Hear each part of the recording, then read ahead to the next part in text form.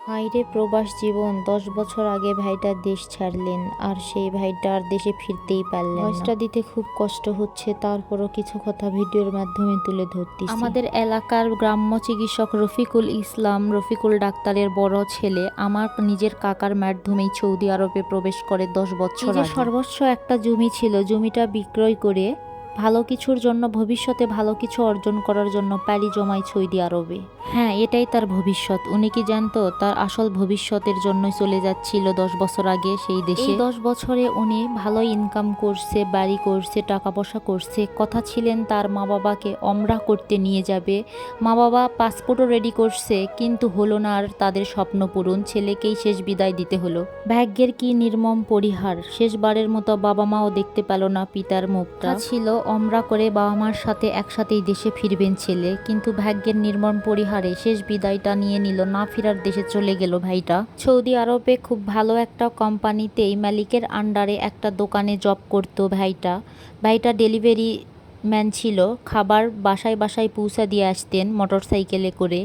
হঠাৎ সেদিন, আজ থেকে প্রায় 15 দিন আগে, দুপুর 1টার সময় ভাইটা খাবার ডেলিভারি দিয়ে বাসায় ফেরার উদ্দেশ্যে আসছিলেন।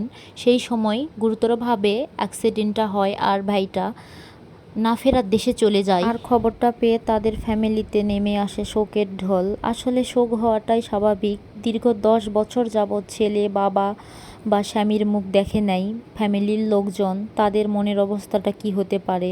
সবাই ফ্যামিলির জন্য দোয়া করবেন, যাতে সবাই ধৈর্য ধারণ করতে পারেন। মহান আল্লাহ তাআলা ফ্যামিলির মানুষজনকে, বিশেষ করে মা বাবাকে ধৈর্য ধারণ করার তৌফিক দান করুক। আর সকল প্রবাসীকে আল্লাহ তাআলা নিজ হাতে হেফাজত করে রাখুক, যাতে ফ্যামিলির ছাড়া যেন এভাবে মৃত্যুবরণ করতে না হয়। শেষ নিঃশ্বাসটা ত্যাগ করার সময় যাতে ফ্যামিলিকে পাশে পায় সবাই। আল্লাহ এই তৌফিকটা সবাইকে দান করুক। সব প্রবাসীরা যাতে সুস্থভাবে তাদের ফ্যামিলির কাছে ফিরে আসতে পারে, এই দোয়াটাই করি। সবাই দোয়া করবেন সকল প্রবাসী ভাইদের জন্য, সকলে দোয়া করবেন সকল প্রবাসী বাবাদের জন্য। আমার আব্বু ঘটনাস্থলে প্রথম দিন থেকেই ছিলেন। তারপর যখন না ফেরার দেশে চলে যায় ভাইয়াটাকে তখন ফ্রিজে রাখা হয়েছিল। যেহেতু ভাইয়াটার আকামা ছিল না, এর জন্য দেশে নিয়ে আসার জন্য খুবই ঝামেলা পোহাতে হতো। তাছাড়া টাকা পয়সাও অনেক পরিমাপ খরচ হইতো। এতটা সামর্থ্য ছিল না হয়তো ভাইয়ার ফ্যামিলির, এজন্য নিয়ে আসা সম্ভব হয় নাই। তা আল্লাহ কখন কার কিভাবে মৃত্যু লিখে রাখছেন সেটা কেউ বলতে পারবেন না। হয়তোবা ভাইটার ভাগ্যে এভাবেই ছিল, নিজের আপনজনকে পাশে পাবেন না, এমন সময় শেষ নিঃশ্বাসটা ত্যাগ করবেন। ঘটনার 15 দিন পর ভাইয়াকে আজকে সৌদি আরবে দাফন কাজ শেষ করা হলো। এখানে উপস্থিত ছিলেন আমার আব্বু, আমার কাকারা ছিলেন, আরও এলাকার যারা একসাথে থাকতেন তারা ছিলেন, আরও বাংলাদেশি কয়েকজন মানুষ ছিলেন, আর কয়েকটা সৌদি ছিলেন, আর মালিক ছিলেন। ওরা সবাই মিলে এখানে শেষ কার্যটা সম্পন্ন করে।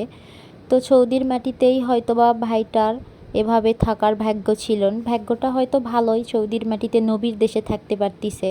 কিন্তু আফসোস একটাই যে প্রিয়জন বা আপনজনরা তাকে শেষবারের মতো সরাসরি দেখতে পারলেন না। যাই হোক, সবাই ভাইটার জন্য দোয়া করবেন। আল্লাহ তাআলা ভাইটাকে যেন জান্নাতবাসী করেন। ভাইটার পরিবারকে আল্লাহ তাআলা ধৈর্য দেখ, সবাই আমিন লিখবেন।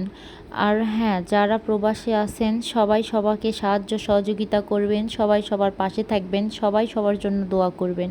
আল্লাহ সকল প্রবাসী ভাই বাবাদের ভালো করে হেফাজত করে রাখুন, আমিন। ভিডিওটি পোস্ট করার জন্য কেউ খারাপ কমেন্ট করবেন না। আমার আব্বু আমাকে ভিডিওটি পাঠিয়েছিলেন, এজন্য পোস্ট করলাম সবাইকে দেখানোর উদ্দেশ্যে।